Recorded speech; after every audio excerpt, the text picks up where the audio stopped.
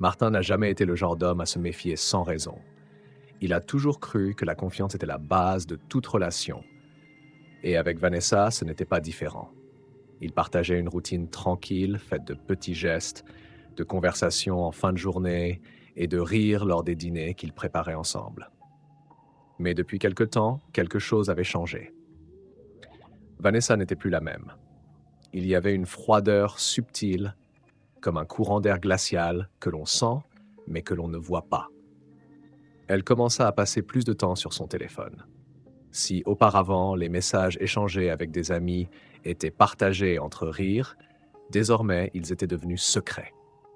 Chaque fois qu'une notification apparaissait, Vanessa bloquait rapidement l'écran, comme si elle cachait quelque chose. Au moment où Martin la questionnait de manière décontractée, elle détournait le regard, mais répondant trop rapidement, comme si elle avait peur qu'il découvre quelque chose. Le pire pour Martin, cependant, ne fut pas les petits détails, mais le éloignement. Cette connexion qu'ils avaient l'habitude d'avoir, ces conversations intimes et sans souci, disparaissaient. Elle commença à s'éloigner émotionnellement, trouvant des excuses pour ne pas être ensemble, prétextant du travail supplémentaire ou une fatigue constante. Le sourire qui illuminait autrefois son visage lorsqu'il rentrait à la maison s'était éteint, et les baisers qu'il recevait étaient presque mécaniques, sans la chaleur d'avant. Martin essaya de ne pas penser au pire. Il voulait croire que ce n'était que des phases, que peut-être c'était le stress du travail, la routine épuisante, n'importe quoi qui n'impliquait pas de trahison. Mais plus il s'accrochait à ses excuses, plus les signes devenaient évidents. Une nuit, il la surprit au téléphone, chuchotant dans le couloir. Quand elle remarqua sa présence, elle raccrocha brusquement et murmura quelque chose sur une conversation rapide avec une amie. Martin sentit un frisson dans le dos. Quelque chose n'allait pas, profondément mal, mais il ne savait pas encore à quel point la trahison allait être profonde. Les week-ends, Vanessa commença à rencontrer des amis qu'il ne connaissait jamais, faisant en sorte de préciser que c'était juste une réunion de travail. Martin observait tout en silence, ressentant une combinaison d'incrédulité et de colère croître en lui. Au fond, il savait que quelque chose n'allait pas, mais il n'avait pas encore de preuves. Pas encore. C'était une froide nuit de vendredi lorsque Martin décida qu'il ne pouvait plus vivre dans l'incertitude. Le doute le rongeait de l'intérieur, et chaque mouvement de Vanessa, chaque rire, étouffé au téléphone, chaque excuse bidon augmentait l'angoisse dans sa poitrine. Il savait qu'il avait besoin de réponses, même si la vérité était la dernière chose qu'il voulait entendre. Avant de continuer ce récit surprenant, je voudrais humblement vous demander de vous abonner à notre chaîne. De cette manière, vous m'aidez à continuer mon travail. Merci beaucoup pour votre aide. Vanessa avait mentionné une sortie rapide avec les amis, quelque chose qui, à ce stade, sonnait déjà comme une excuse répétée. Elle quitta la maison en hâte, sans même dire au revoir correctement, laissant Martin avec un sentiment de vide dans le salon qui, jusqu'à récemment, était rempli de rires et de conversations insouciantes. Il inspira profondément, prit son manteau et, sur un coup de tête, décida de la suivre. Son cœur battait fort alors qu'il maintenait une distance sûre, suivant sa voiture dans les rues de la ville. Chaque virage qu'elle prenait, chaque feu rouge auquel elle s'arrêtait, était un mélange d'anxiété et de peur. Il ne savait pas à quoi s'attendre. En quelque sorte, il voulait croire que tout n'était qu'un grand malentendu, un quiproquo qui serait bientôt éclairci. Mais, à mesure qu'elle s'éloignait de la zone où ses amis avaient l'habitude de se retrouver, ses espoirs commençaient à s'effondrer. Vanessa se gara devant un immeuble simple à l'apparence discrète. Martin, observant de loin, la vit descendre de la voiture et entrer dans le bâtiment avec des pas pressés, presque anxieux. Il resta dans la voiture quelques minutes, le ventre noué, le cerveau refusant de croire ce que ses yeux venaient de voir. Mais la vérité ne pouvait plus être évitée plus longtemps. Il sortit de la voiture, marcha jusqu'au bâtiment et, le cœur dans la gorge, monta les escaliers jusqu'à l'étage où il avait vu Vanessa disparaître. Devant la porte de l'appartement, il hésita. Un moment, il faillit faire marche arrière. Il préférait presque l'ignorance, cette petite bulle d'espoir qui luttait encore en lui. Mais ensuite, il entendit des rires. Et parmi ces rires, la voix de Kevin, son meilleur ami. L'impact de ces voix, de cette familiarité perverse, le frappa comme une vague de glace. La porte était entr'ouverte, et ce qu'il vit à travers une petite fente le détruisit de l'intérieur. Vanessa et Kevin n'étaient pas seulement ensemble physiquement, ils étaient côte à côte, riant, échangeant des messages intimes sur le téléphone comme deux adolescents qui viennent de tomber amoureux. Elle le touchait d'une manière que Martin reconnaissait, ce toucher doux mais plein d'intention, le même toucher qu'elle avait réservé pour lui, jusqu'à présent. Le sol semblait se dérober sous les pieds de Martin, son meilleur ami, sa petite amie, là, ensemble, riant comme si le monde leur appartenait et comme si Martin n'avait jamais existé. La trahison était plus grande qu'il ne l'aurait imaginé. Ce n'était pas seulement une trahison corporelle, c'était une trahison de l'âme. Martin rentra chez lui cette nuit-là, mais le sentiment de foyer avait disparu. Tout autour de lui semblait être une plaisanterie cruelle. Le canapé où lui et Vanessa avaient l'habitude de se blottir semblait maintenant un monument de mensonges. Le lit où ils avaient partagé tant de moments de complicité n'était plus qu'un champ de bataille où il savait qu'il avait perdu. Rien ne semblait réel, sauf la douleur qui le dévorait de l'intérieur. Il passa des heures assis à la table de la cuisine, la lumière faible de la lampe se reflétant sur les surfaces. Le silence de la maison était assourdissant. Chaque seconde semblait porter le poids d'une éternité. Ses pensées couraient en désordre, mais une chose était claire. La personne qu'il aimait le plus et celle en qui il avait le plus confiance s'étaient unies contre lui d'une manière qu'il n'aurait jamais pu prévoir. Kevin, l'ami qu'il considérait comme un frère, celui qui avait été à ses côtés à tant de moments de sa vie. Et Vanessa, la femme avec qui il avait rêvé de construire un avenir. Maintenant, les deux étaient entremêlés dans une toile de secrets qu'il ne pourrait jamais défaire. Le sentiment de trahison était profond, mais mélangé à la colère, il y avait quelque chose d'autre. Un sentiment d'humiliation. Il imaginait les rires qu'ils avaient pu partager à ses dépens, les blagues internes, les regards échangés en secret lorsqu'ils étaient tous ensemble. C'était comme si la réalité s'était effondrée, et ce qui restait n'était qu'une ombre de ce qu'il croyait être sa vie. Il avait été trompé si complètement, si méticuleusement, qu'il se sentait maintenant comme un spectateur de sa propre misère, incapable de réagir, de lutter, de crier. Mais, au milieu de ce chaos émotionnel, quelque chose commença à changer en Martin. Une étincelle, une lueur de quelque chose qu'il n'avait pas ressenti jusqu'à présent. Il réalisa qu'il était seul dans cette douleur. Eux, les traîtres, étaient de l'autre côté, vivant leur vie sans aucune conscience d'avoir été découverts. Il croyait qu'il était le naïf, le dernier à savoir, et cela l'irritait plus que tout. La vérité cruelle à laquelle il faisait face maintenant était que tout ce qu'il pensait connaître n'était qu'un mensonge. L'amour de Vanessa, l'amitié de Kevin, rien de tout cela n'était réel. Mais s'il pouvait agir ainsi, s'il pouvait feindre, trahir et manipuler, alors peut-être que lui aussi pouvait. Peut-être qu'il pourrait se réinventer, se relever, et surtout, peut-être qu'il pourrait retourner la situation de manière qu'il n'attendrait jamais. Les yeux fixés sur la lampe, une idée commença à se former dans l'esprit de Martin. Si c'était la fin, il ferait en sorte que ce soit une fin mémorable. Il voulait jouer avec lui? Très bien. Mais il serait l'auteur du dernier coup. Dans les jours qui suivirent, Martin se transforma. La douleur qu'il avait consumée fit place à une froideur calculée, presque inquiétante. Il comprit que confronter immédiatement Vanessa et Kevin serait inutile. Cela ne ferait que les alerter, leur permettant de se défendre, de déformer la réalité et de faire de lui le vilain de l'histoire. Non, Martin n'était plus intéressé par le rôle du malheureux trompé. Il voulait quelque chose de plus grand, quelque chose de définitif. Il voulait la vengeance. Et ce ne serait pas n'importe quelle vengeance, ce serait un coup soigneusement orchestré, où chaque pièce serait positionnée avec précision. La première partie du plan impliquait Julie, la sœur cadette de Vanessa. Elle était toujours douce et un peu naïve, avec une affection évidente pour Martin, quelque chose que Vanessa, ironiquement, n'avait jamais remarqué. Utiliser Julie semblait cruel. Mais dans l'esprit de Martin, il n'y avait plus de place pour le remords. Il l'invita à prendre un café, quelque chose de casual, sans soupçon. Julie, ravie de l'attention soudaine de Martin, accepta sans hésiter. La rencontre fut facile, presque naturelle.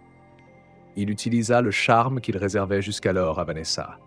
Des paroles subtiles, des compliments indirects, des regards qui faisaient sentir Julie spéciale. Et elle, sans percevoir le piège, tomba sous son charme. Dans les jours suivants, Martin intensifia les rencontres avec Julie. Un dîner ici, un message là, et bientôt elle était envoûtée par lui. Assez pour lui faire confiance, assez pour envoyer des messages qu'il savait pouvoir être utiles plus tard. Il la faisait croire que Vanessa était celle qui ne le méritait pas, qu'il avait besoin de quelqu'un qui le comprenne vraiment. Julie, avec son cœur innocent, croyait chaque mot. Mais Julie n'était que le premier pas. Laura, la meilleure amie de Vanessa, fut la cible suivante. Laura avait toujours une personnalité plus expansive, le genre de personne qui adorait être le centre de l'attention. Martin savait que pour l'atteindre, il devait faire appel à son ego. Il se rapprocha avec des conversations longues, des confidences forcées, disant qu'il avait besoin de quelqu'un avec qui parler, quelqu'un qui ne faisait pas partie du cercle de Vanessa. Laura, se trouvant spéciale, fut réceptive dès le début. Avec Laura, le jeu était un peu différent. Il n'eut pas besoin d'être aussi affectueux qu'avec Julie. Avec Laura, il suffisait d'insinuer qu'il était émotionnellement détruit et elle accourait pour le réconforter. Il ne fallut pas longtemps avant qu'elle soit aussi impliquée de manière intime, envoyant des messages provoquants et suggestifs. Martin garda chacun d'eux. Des preuves, des outils pour la destruction à venir. Martin jouait sur plusieurs fronts sans jamais perdre le contrôle. Chaque sourire qu'il offrait, chaque touche, chaque mot choisi étaient des pièces d'un puzzle qu'il assemblait méticuleusement. Vanessa, Julie, Laura, Kevin, tous étaient entre ses mains sans même se rendre compte qu'ils étaient des pièces dans un jeu beaucoup plus grand. Un jeu qui, depuis le début, était déjà gagné par lui. Martin n'était plus le même homme qui souffrait en silence, tourmenté par la trahison.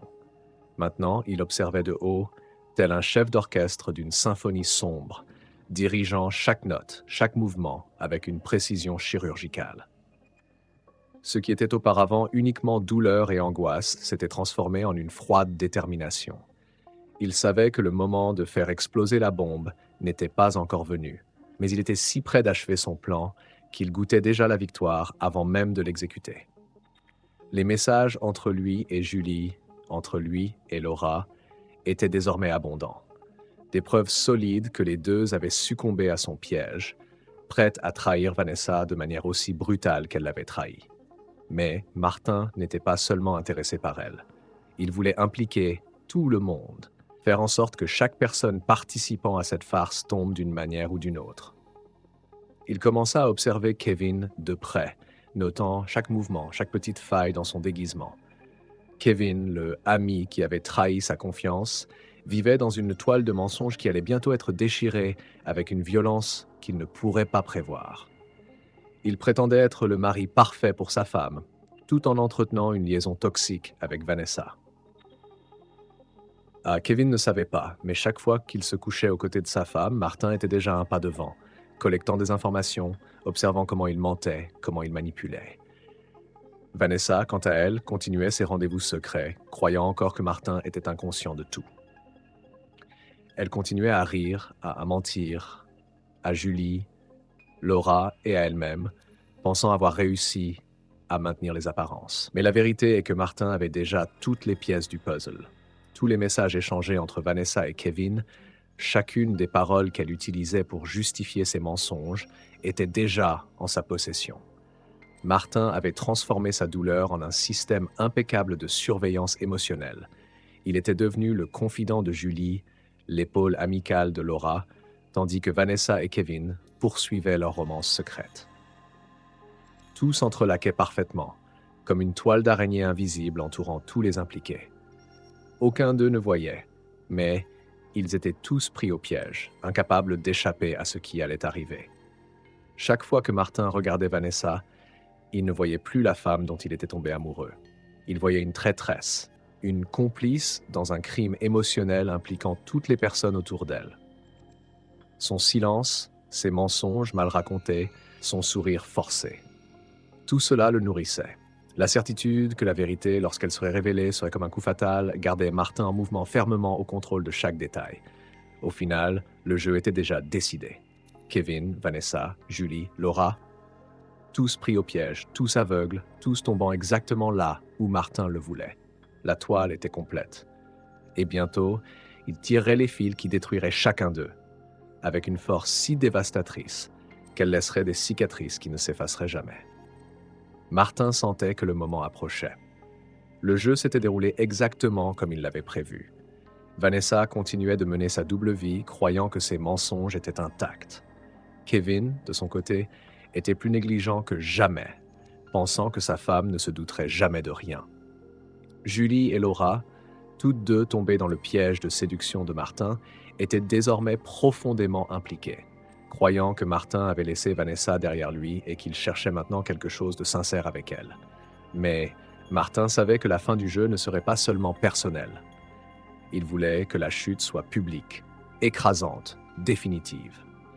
Il commença alors à mettre en place son plan final, l'exposition. Il ne suffisait pas que chacun soit au courant de ses propres fautes, trahisons et mensonges. Martin voulait que tout le monde sache tout en même temps, sans possibilité de dissimuler leurs actions. Il passa des nuits à élaborer chaque détail, révisant les preuves qu'il avait collectées, les messages échangés entre Kevin et Vanessa, les captures d'écran des conversations intimes avec Julie et Laura, les audios qu'il avait enregistrés lors des moments les plus révélateurs. Il avait tout en main. La première étape du plan était de créer un groupe de messages, un endroit où tout le monde serait présent, sans savoir ce qui allait se passer.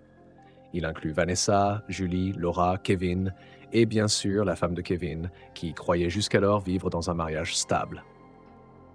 Le titre du groupe était simple, presque ironique, La vérité. Et avec un dernier ajustement, Martin ajouta toutes les preuves qu'il avait accumulées. Photos, captures d'écran, audio, une avalanche de révélations sur le point d'exploser devant tout le monde. Mais ce n'était pas seulement le contenu des messages qui importait, c'était la façon dont tout serait présenté. Martin décida que ce ne serait pas un simple envoi de preuves. Il veillerait à organiser chaque élément de la trahison comme un puzzle que peu à peu, tous les impliqués assembleraient eux-mêmes. Les premiers messages étaient directs, mais incomplets, juste assez pour éveiller la curiosité et le choc initial. Un message entre Kevin et Vanessa parlant de rendez-vous secret ici, un audio de Laura confessant son désir pour Martin là, une capture d'écran de Julie disant qu'elle voulait plus qu'une amitié avec lui. À mesure que la tension augmenterait, il savait que chacun commencerait à percevoir ce qui se préparait, mais il serait déjà trop tard pour réagir. La deuxième étape du plan concernait le moment exact de la révélation. Martin attendit le moment où il savait que tout le monde serait disponible, un samedi soir, quand la plupart des gens se détendent, pensant être à l'abri de tout tourment. Il savait que l'explosion émotionnelle serait plus forte à ce moment-là. Et quand il envoya finalement le premier message dans le groupe, il imaginait les réactions de l'autre côté des écrans. Vanessa, figée d'horreur, Julie et Laura, confuses et effrayées, et Kevin, essayant désespérément de comprendre comment tout avait échappé à son contrôle. Mais, au-dessus de tous, se trouvait la femme de Kevin, qui, pour la première fois, aurait un aperçu d'un secret qui avait été soigneusement caché pendant si longtemps. Martin ne dit pas un mot dans le groupe. Il n'en avait pas besoin. Les preuves parlaient d'elles-mêmes. À chaque nouveau fichier envoyé, il savait que les autres regardaient leur vie s'effondrer en temps réel. Lorsque le premier message est apparu dans le groupe, le silence était assourdissant. Tout le monde a vu la notification. Tout le monde a vu le nom de Martin en haut de la conversation. Mais personne n'était préparé à ce qui allait suivre. Le message initial était une simple photo. Vanessa et Kevin, main dans la main, lors de l'un de leurs nombreux rendez-vous clandestins qu'ils croyaient invisibles. Une image prise par Martin, cachée dans l'ombre, attendant le moment opportun pour frapper. Cette première image a été comme une bombe jetée au milieu d'une foule non préparée. Vanessa fut la première à répondre. Elle tapa et effaça plusieurs fois, essayant de trouver un moyen de justifier ce qui est trop évident pour être nié.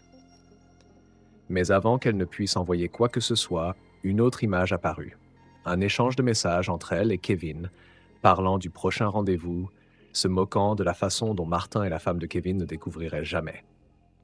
Le coup fut sec, direct, impossible à ignorer. Julie et Laura, qui jusque-là observaient en silence, commencèrent à comprendre qu'elles faisaient également partie de ce spectacle cruel. Il ne fallut pas longtemps avant que les messages entre Martin et elle apparaissent dans le groupe. Déclarations d'amour, confessions secrètes, rendez-vous planifiés. Julie, stupéfaite, tenta de confronter Vanessa dans la conversation, demandant pourquoi elle avait menti sur Martin et Kevin, mais il était trop tard. La trahison était déjà dévoilée et il n'y avait plus de retour en arrière. Laura, pour sa part, resta sous le choc, réalisant qu'elle s'était impliquée dans un jeu beaucoup plus grand qu'elle ne l'avait imaginé. Et puis vint le véritable impact. La femme de Kevin, qui était restée silencieuse jusqu'à présent, prit enfin la parole. Ses messages étaient froids, calculés, mais portaient un poids destructeur. Elle remercia Martin d'avoir ouvert les yeux, disant qu'elle avait toujours suspecté Kevin, mais n'avait jamais eu de preuves. Et maintenant, tout était là, exposé à tout le monde.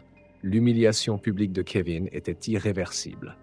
Il essaya de l'appeler, d'envoyer des messages privés, mais la réponse arriva rapidement. « Ne me cherche plus ». Le salon de Martin était plongé dans une étrange tranquillité alors qu'il observait tout se dérouler. Il savait que de l'autre côté des écrans, le chaos s'installait. Vanessa et Kevin, dévastés par l'exposition publique. Julie et Laura s'enfonçant dans la honte et la culpabilité pour être tombées si facilement dans son jeu. La femme de Kevin, détruisant silencieusement toute chance de réconciliation avec son mari. L'impact fut plus profond que Martin ne l'avait imaginé. Ce n'étaient pas seulement des trahisons qui étaient révélées, mais des vies entières déchiquetées en temps réel. Le groupe, désormais dans un état de désespoir, bouillonnait de discussions, d'accusations et de demandes de pardon qui sonnaient vides dans le vide de la vérité. Mais Martin ne répondit pas. Il se contenta d'observer. Il avait obtenu ce qu'il voulait. Chacun des traîtres sentait le poids de ses propres choix, détruits par la vérité qu'ils avaient eux-mêmes créée. Kevin était dans un état de panique absolue. Lorsque les messages ont commencé à apparaître dans le groupe, il a senti le sol se dérober sous ses pieds. Ses paumes étaient moites alors qu'il essayait frénétiquement de taper une explication pour sa femme. Mais chaque mot qu'il écrivait semblait vide, inutile. Les preuves étaient là, brutes et indéniables. Vanessa et lui avaient été entièrement exposés, leur vie double arrachée de l'obscurité pour la lumière d'un jugement implacable.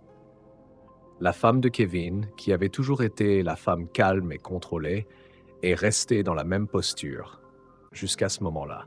Mais la blessure qui avait été ouverte ne se refermerait pas avec des mots. Elle était en train de traiter tout cela. Les images, les conversations, les sourires secrets échangés entre Kevin et Vanessa, alors qu'elle vivait avec la confiance d'un mariage qu'elle croyait solide.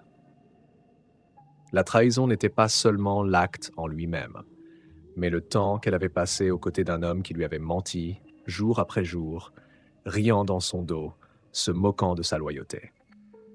Kevin, qui avait toujours été le type d'homme qui croyait contrôler le récit, voyait maintenant sa vie lui échapper entre les doigts. Il a essayé d'appeler sa femme, mais elle n'a pas répondu. Il a tenté d'envoyer des messages privés, suppliant une chance d'expliquer, mais toutes les tentatives ont été ignorées. Chaque seconde passait comme une nouvelle douleur. Et puis, la notification finale est apparue. Sa femme avait quitté le groupe de messages. Le silence qui a suivi était assourdissant. Il savait ce que cela signifiait. Elle était en train de faire ses valises. Peut-être était-elle dans le salon, peut-être dans la chambre. Kevin, impuissant, regardait autour de sa maison un endroit qu'il considérait, jusqu'à quelques minutes auparavant, comme son refuge. Maintenant, tout semblait menaçant. Les meubles, les tableaux accrochés au mur, les souvenirs du mariage, tout portait désormais un poids insupportable. Vanessa, quant à elle, envoyait des messages à Kevin en privé, désespérée, lui demandant de faire quelque chose, de dire quelque chose. Mais Kevin n'avait plus rien à offrir. Il était complètement détruit. Le plan de Martin n'avait pas seulement exposé sa trahison, il avait déchiré sa vie en morceaux. Il ne restait plus rien de l'homme confiant et contrôleur qu'il avait été. Il ressentait une pression dans la poitrine, un poids qui le coupait de souffle. Le visage de sa femme apparaissait dans son esprit. Les moments qu'ils avaient partagés, les promesses qu'ils s'étaient faites. Tout s'effondrait devant lui, et Kevin savait qu'il n'y avait pas d'échappatoire. Il était seul. Les signes de désespoir, l'impuissance de celui qui croyait toujours être en contrôle devenaient évidents. Kevin goûtait l'amertume de ses propres choix. Il n'y avait plus moyen de réparer ce qui était brisé. Il avait tout perdu. Le prix de ses mensonges avait été payé, et la destruction était complète. La maison de Martin, désormais complètement dépourvue de la tension et de la douleur qui l'avait jadis envahie, était en plein processus de transformation. L'ambiance semblait presque étrangement calme, comme si le chaos et la turbulence qui avaient marqué ces derniers jours avaient été remplacés par une tranquillité imperturbable. Il avait commencé à emballer ses affaires, non avec hâte, mais avec une détermination sereine. Chaque boîte qu'il fermait, chaque objet qu'il enveloppait soigneusement avait un but précis. Il était prêt à commencer une nouvelle vie. Au cours des derniers jours, Martin s'était éloigné de la ville, observant de loin l'impact dévastateur de ses actions. Le groupe de messages n'était plus son problème. Vanessa était en ruine, Kevin avait été détruit, et Julie et Laura étaient dans une spirale de culpabilité et de regret. La femme de Kevin était passée de victime à une figure puissante qui prenait les rênes de sa propre vie. La ville semblait être un endroit où Martin n'appartenait plus. Sa mission était accomplie, et il ne restait plus qu'à quitter le champ de bataille qu'il avait créé. La planification de sa fuite avait été méticuleuse. Martin n'avait laissé rien au hasard. Il avait choisi une nouvelle destination, suffisamment éloignée pour garantir que le passé ne le rattraperait pas facilement. Un petit appartement dans une ville côtière avec vue sur la mer. C'était le genre d'endroit où il pourrait trouver la paix, une nouvelle perspective loin de la turbulence qu'il avait laissée derrière lui. Il s'imaginait marchant sur la plage, sentant la brise de l'océan, trouvant une nouvelle routine qui le tiendrait éloigné des souvenirs douloureux de ce qui s'était passé. Le matin de son départ, Martin fit une dernière visite dans la maison, observant chaque coin, chaque détail, qui semblait désormais si éloigné de qui il était avant. Les murs qui avaient été témoins de tant de souffrances et de déceptions étaient maintenant vides, comme s'ils attendaient le prochain chapitre de son histoire. Il prit congé de ce lieu avec un sentiment de soulagement et une touche de mélancolie. Ce qu'il avait fait était quelque chose qui ne pourrait jamais être défait, mais maintenant il était prêt à avancer. À son arrivée à la gare, Martin s'assit sur un banc de la plateforme, son regard fixé sur l'horizon. Le train était en route et avec lui, sa nouvelle vie. Il ne se retourna pas pour regarder le passé. Au lieu de cela, il embrassa l'avenir avec une détermination silencieuse. Le train arriva et Martin monta à bord, trouvant son siège avec un sentiment de calme résolu. Alors que le train commençait à se mouvoir, Martin regardait la ville s'éloigner par la fenêtre. Chaque bâtiment, chaque rue, chaque souvenir douloureux était maintenant derrière lui, devenant de plus en plus petit, jusqu'à disparaître complètement. L'horizon s'étendait devant lui, promettant de nouvelles opportunités, de nouveaux défis et un nouveau départ. Martin se laissa aller dans son siège, respirant profondément, ressentant la liberté et l'attente de ce qui allait venir. La fuite était complète, mais le véritable défi maintenant était l'avenir. Et enfin, il était prêt à l'affronter, en paix avec les choix qu'il avait faits et le chemin qu'il avait décidé de suivre. Le train avançait lentement à l'horizon, et Martin sentait qu'il laissait enfin derrière lui le poids de tout ce qu'il avait vécu. La ville qu'il connaissait si bien, qui avait été le théâtre de tant de douleurs et de trahisons, se perdait maintenant au loin, devenant juste un point vague dans la mémoire. Dans le silence du wagon, il réfléchissait à ce qui venait de se passer.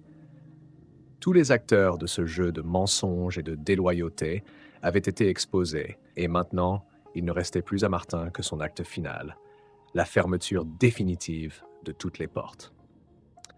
Alors que le train suivait son cours, Martin sortit son téléphone de sa poche, sans plus d'anxiété ni de haine qu'il avait consumé pendant si longtemps. Il avait fait ce qui devait être fait, et il ne restait plus qu'à couper le dernier lien qui le reliait au passé.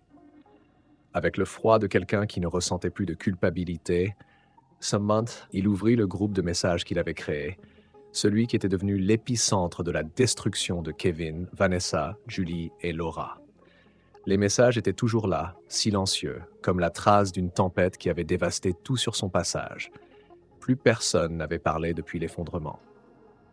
Martin observa pendant quelques minutes les derniers échanges, excuses désespérées, justifications vaines, le silence cruel de l'épouse de Kevin. Il n'y avait plus rien à dire, rien à faire. Il était prêt à avancer. Sans hésiter, Martin appuya sur le bouton qui mettrait fin au groupe. Une notification apparut, demandant confirmation. Il lut les mots pendant un bref instant, puis, d'un dernier coup, le groupe fut supprimé. Le silence dans le train sembla plus profond après ce moment, comme si le monde s'était enfin ajusté à sa nouvelle réalité. Martin rangea le téléphone dans sa poche, regardant la mer qui apparaissait maintenant au loin. La brillance de l'eau sous le soleil de l'après-midi semblait promettre quelque chose de différent, quelque chose qu'il ne pouvait pas encore définir, mais qu'il savait vouloir. Le dernier morceau de ce puzzle s'ajustait enfin, et avec la fin du groupe, se terminait également le chapitre le plus sombre de sa vie. La vengeance, aussi amère qu'elle fût, avait joué son rôle. Maintenant, le véritable acte final n'était pas la destruction, mais la renaissance. Martin, solitaire dans le wagon, prit une profonde respiration et ressentit, pour la première fois depuis longtemps, la liberté totale.